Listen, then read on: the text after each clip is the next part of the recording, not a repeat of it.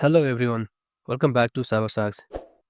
In this video, I will show you how to create a user and allow that user for RDP in Windows Server 2012. The same process is used for other servers too. I have already installed Active Directory and set up static IP in this domain controller. We'll follow this simple first step for creating a user and allow the user for RDP. First, create a user other than administrator, then give the user RDP access, then update the user policy. Finally, check RDP for the user. So let's get started. First, go to Tools and open Active Directory Users and Computer. Here in the User section, we can see I have installed Active Directory BCS3. In User section, let's create a user. Click or right click and go to New and let's create a user. Give your first name. Let's type my first name as Biggest. If you want, you can give your initials or the last name. Here is a username, so I'm keeping my username as Biggest. Place next, and it will ask for the password. This password is very sensitive, so use it wisely. Here there are some certain options like user must change the password, user can change the password, so you can select accordingly. I've selected password never expired, and this will be the username bks@bcs3.local. Just write name as biggest. This is my username. Click on finish. The user is created. The first step, the user is created. The second one, give the user RDP access. So double click the user, go to member of, and let's add. Here search the user as remote desktop and check name. The first one said the remote desktop user. Select that one, click OK, press and apply and OK.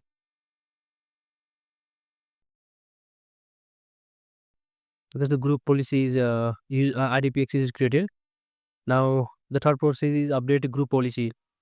But before that, let's try to log in RDP because we have created the user. Let's check the user is RDP is accessed or not. So this is my IP. Let's connect to the IP. It will ask for the username and password. My username is BIKESS. Good, recently we have created the password and OK.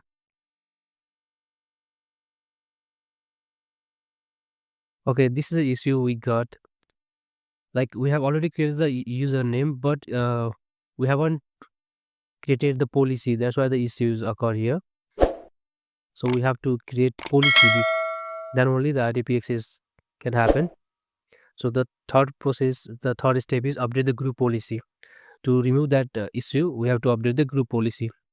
So let's create a group policy. The group policy, go to tools,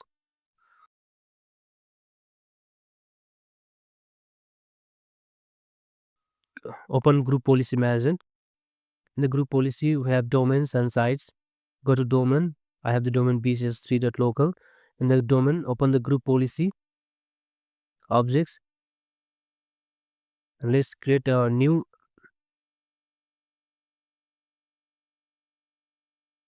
Let's create a new group policy object. I'll rename it as RDP. You can see the group policy is created. Open the group policy in right click and edit the group policy. Here we'll create the policy. Go to policies, go to Windows setting, go to security settings. Here click on local policies. In the local policies, open user right assignment. Double click on that's it. We'll see this option allow logon through remote desktop services. Double click. We'll check it here and add user group. Browse the user group here. Name is at the user you have created. The user I have created is BKS and check options. This is my username. Select that. Add another user. Search for remote desktop users.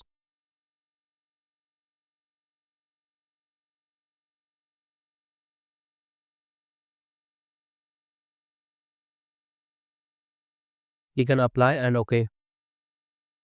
The group policy is created. We have already created the user and allow the users for RDP, and the group policy is created right here. So close it, and here link that existing group policy object.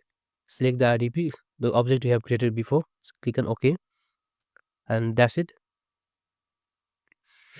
Now open terminal. Open terminal as administrator, run as admin.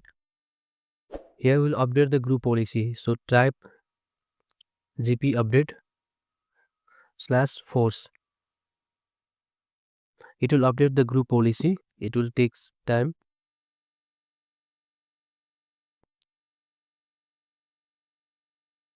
The group policy has been updated successfully.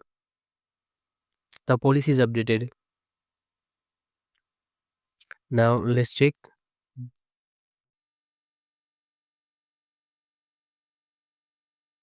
Now let's check the RDP is happening or not. Go to the user and go to the Windows and click on RDP. Open the remote desktop connection. It will ask for It will ask for the username and password. Give a username. My username is biggest, and the password that is secret. Click on OK. Well done. The password is created and the RDP is done. Well, this is it. This is how you can create an RDP user in Windows Server 2012. If you got any issue, feel free to comment. And do not forget to like and subscribe.